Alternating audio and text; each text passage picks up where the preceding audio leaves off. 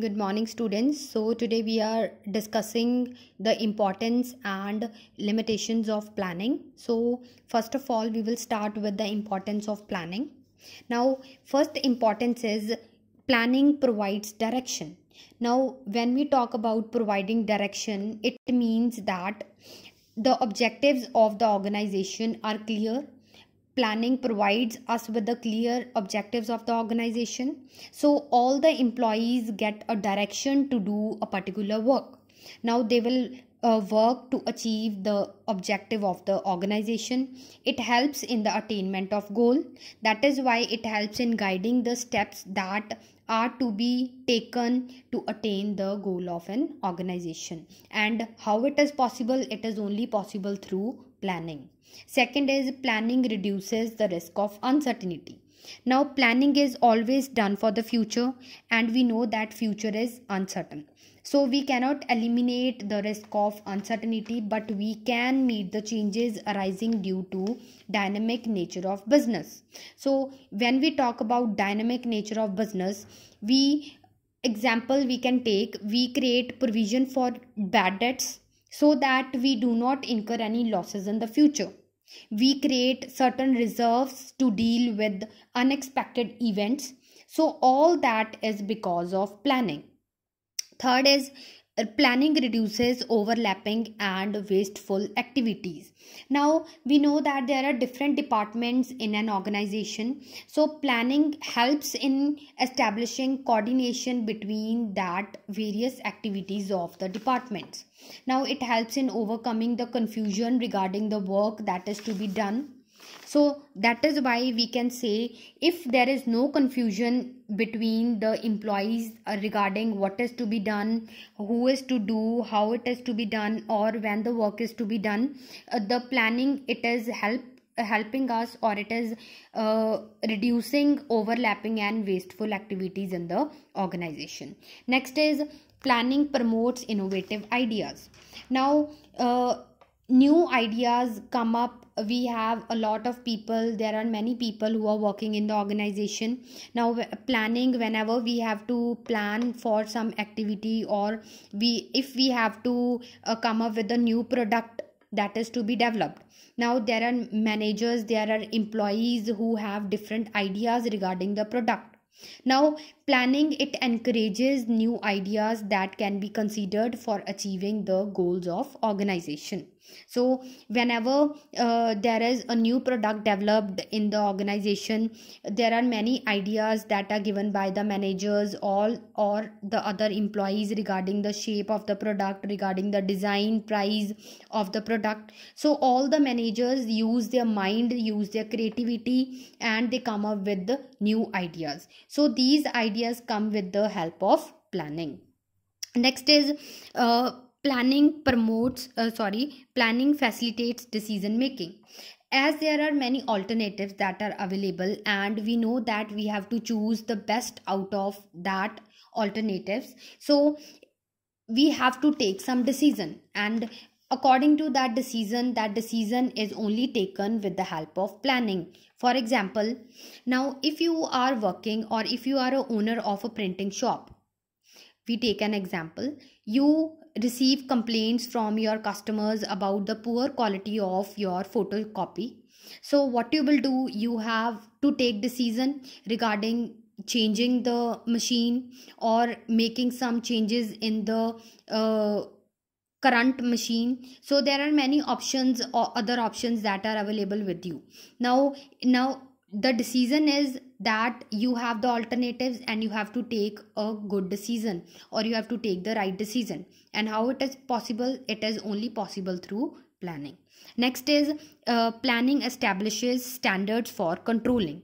Now planning and controlling, they both are interrelated and they both are interdependent. Planning, as we know, it is the primary function, or it is the first function of management, and controlling is the last function of management. So in planning, we set standards about the work that is to be done, and in controlling, actual work performance is checked. Now if planning is not there, the standards are not fixed, then how we can check actual work done? So whenever planning is there, planning helps us in establishing standards for controlling. So with the help of planning, corrective actions can be taken regarding the any deviations that take place in the controlling. Next is we have the limitations of planning. When we talk about the limitations of planning, first limitation of planning is planning creates rigidity. Rigidity means it is fixed, right? Now we make the plans, once we prepare or we make the plans, it is not possible that we can make any changes with the plans. Now plans cannot be changed according to the change in situation, so that is why we can say that they lack flexibility. Due to that, it affects the achievement of organizational goals. Now we have the facts that are called internal and external inflexibility here explained. First is internal inflexibility. Now when we are planning the objectives of the organization, that time we are planning about or the policies, procedures, rules, programs, etc. that are determined, that are already planned in the organization, and it is very difficult for the organization to make changes time and again changes in the policies, procedures or rules and regulations of an organization. So that is why it is known as internal inflexibility. Next is we have external inflexibility. It means various external factors that cause limited flexibility in planning. Now the external factors that we considered, business environment is there, and we have almost 5 or 4 factors that affects the business environment. Now that are political, economic, technological, another we have. So the main thing is, like in case of political climate or economic changes, these climate or these business environment changes, these are beyond the reach of or beyond the control of the organization. So that is why these are called external inflexibility, right? So a change in the policies of the competitors suddenly makes all types of planning ineffective. So whatever plans we have made, if there is any change in the government policies or any other rules and regulations, whatever plans we are making, that will be ineffective. Next is it does not work in dynamic environment. Now dynamic means what? Dynamic means a changeable environment. Now trends are changing day by day, so we know that future is uncertain, right? So if future is uncertain, we are always planning for the future.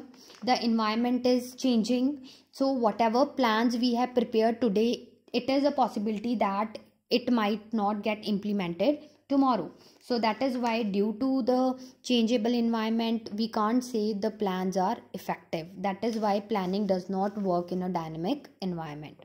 Next is planning reduces creativity. Reduces creativity.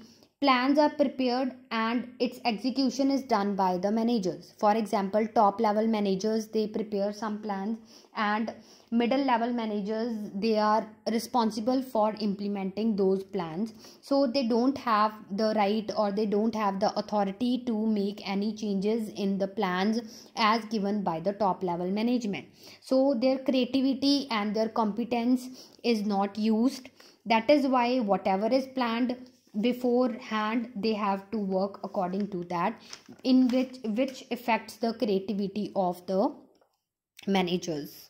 Next is planning involves huge cost. Now planning is not a work that can be done within 2 days or 1 day. A lot of information is required to choose the best alternatives. So there are many companies who spend a lot of money or incurs huge cost on research, forecasting or getting expert advices. So that is why we can say that planning involves huge costs. Next is planning does not guarantee success. The next is planning does not guarantee success. That means some plans are not effective or some plans cannot be implemented time and again. We think that once we planned, we need not to plan again. This thinking creates an adverse effect on the achievement of goals, and the end results are the losses to the organization. Due to this, the managers, they do not feel like thinking time and again for making new plans. Whatever plans are already made, they want to implement the same. And when same plans are implemented, that means it is a possibility that they do not guarantee you the success. Last one is, planning is a time consuming process. Now, as we have discussed already, that planning consumes, or planning involves huge costs. The same way, planning is time consuming process. How? Now, a lot of time is consumed in formulating suitable plans. So for planning, we know that managers, they have to conduct research, they have to analyze the situations, and then they have to interpret the results. Now, these analyzing, and then interpreting the results, it consumes a lot of time. That is why we can say that planning is a time consuming process. So this was all for today. We have learned about the importance and limitations of planning. For the time being, stay home, stay safe. Thank you.